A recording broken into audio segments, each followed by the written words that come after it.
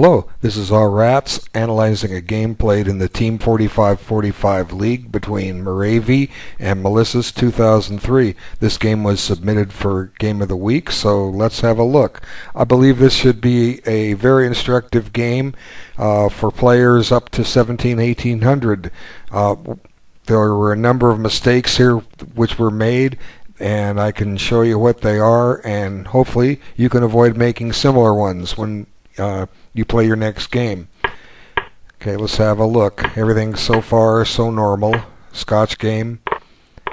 Now, Black's next move is kind of a surprise. It's always frowned on in the opening manuals, simply because the White Queen gets posted on D4, and Black has no easy way to get rid of it. But Black does have a way to get rid of it. She wants to trade queens here. So Queen F6 says, hey, if you take my queen, I'll take back with my knight and develop a piece. But White has a good move here. I guess it's good. E5 to avoid the queen exchange. But Black just says, I want to trade queens. And White has to be careful. He can't play Queen C3 because of Bishop B4 pinning the queen.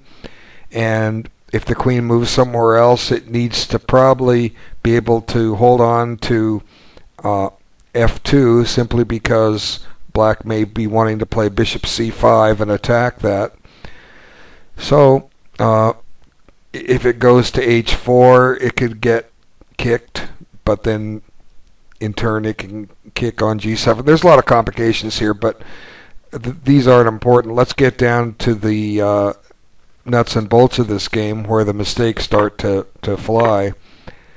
Okay, right here we have a double error. I've mentioned this many times in many games. Why are people playing moves like A3? I just don't understand. What's the point? What? Okay, let's just take a look. It's true that the rook pawn is under attack by the rook, but it's guarded. Okay, no need to push it. Are you afraid of Bishop B4 check? Well, you have C3 kicking it out of there, and we'll just get our pieces into play some other way. This is the perfect time to just boom, develop a piece. Bishop C4 is the best move, and Black could have taken advantage of the fact that White didn't play this move. Bishop C4, White's ready to castle. No matter what's Black going to do? Doesn't matter. White's castling next move with a good game. Okay. So A3 question mark. Now Black to play and do the best she can. Stop the video and find a move. Take about 2 minutes, maybe 3. Okay, you should be back. The best move in this position, and I gave you a clue already because I said Bishop C4 would have stopped it. The best move right here is D5. Keep in mind, I've mentioned this at least one other video. The thematic move that Black wants to get in double king pawns is D5. You get that in at the right moment, you've got a great chance at an equal game. What does D5 do? Okay, first off, it stakes a share of the center. Okay, you're hitting a couple key squares, keeping White out of there. What's White going to do here? Take en passant? Okay, fine. I'll just develop a piece. Thanks. Okay. What else is White going to do? He can't play Bishop C4 now. Bishop B5 check doesn't really do any good. Just C6 kicking it out.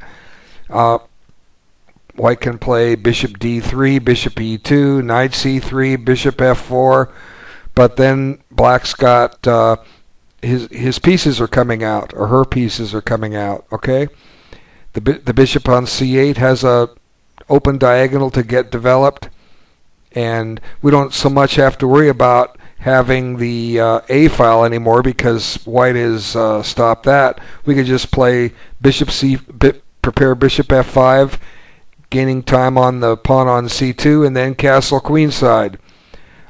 Black's fine. Black's completely equal. but black didn't play this. So let's have a look. Knight e7. You're going to see this starts getting black in a wee bit of trouble. It's a fundamental error.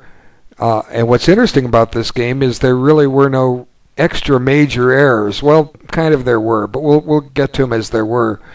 But in a simple position like this, it's generally harder to make errors because the game is so even. But black certainly isn't losing. Black's just making it tougher on herself to hold a draw if that's what she wants. Okay, knight c3 just developed. Now c6. Now, look, here's that bishop still entombed. Black is now trying to get d5 in when it was a free move earlier. Okay? So black's kind of messed up here, struggling to get d5 in. And still struggling to get it in. Attacks the pawn, but white has a reply for that. Now gets d5 in, but it's coming at a price as opposed to what could have happened, and you'll see what that price is very soon, the way the game turned. Okay, now white's up a pawn, black has to get it back. You can move the king up and then take it, but you're going to drop the bishop pair. Maybe you could play bishop f5 here, but then you might have to give up the bishop pair after bishop d3. But black has an idea, and it could have worked out, but look what it does. It shuts the mobility of the black bishop on c8. You've just kind of reduced your chances to make moves. And it has another drawback which black compounds, you'll see in a moment. Okay, got the pawn back. Now there's a threat, so that looks okay. And trust me, black is still equal here. But black just keeps making a few little errors as this game goes on. Okay, g3. Now, here's what black had to play.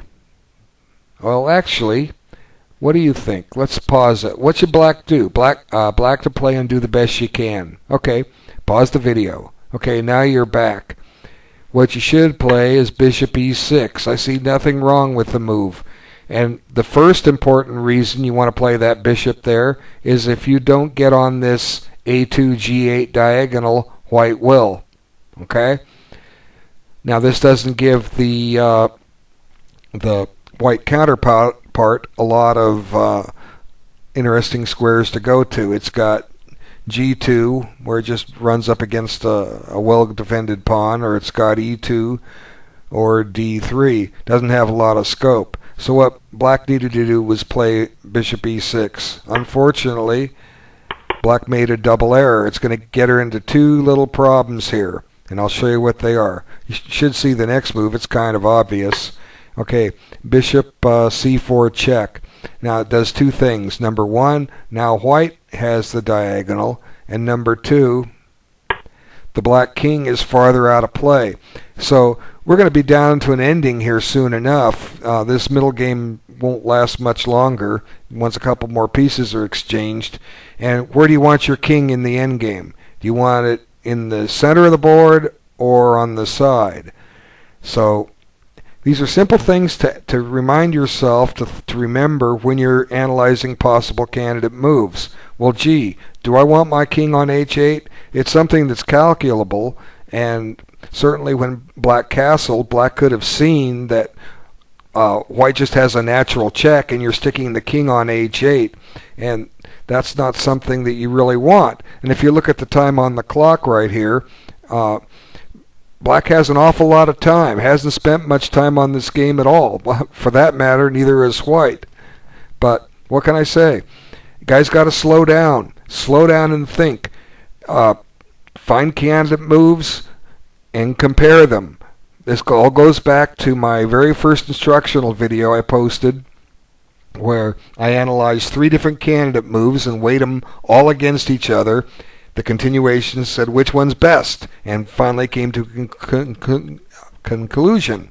A computer engine thinks like this in an instant. It looks at everything 5, 10, 15 moves deep and determines what's the best continuation in an instant. And we humans, we have to stop and look at everything. But these are simple 1 and 2 move continuations. And if you're moving quick, you won't see them. So you got to slow down. Use your time. Okay, bishop e3. Now, white's doing what black could have done. So now white even has a little attack here.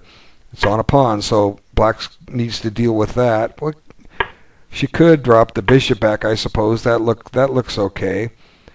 But still, here's this bishop on c8 undeveloped, and the rook on a8 technically is undeveloped because this file isn't all that useful.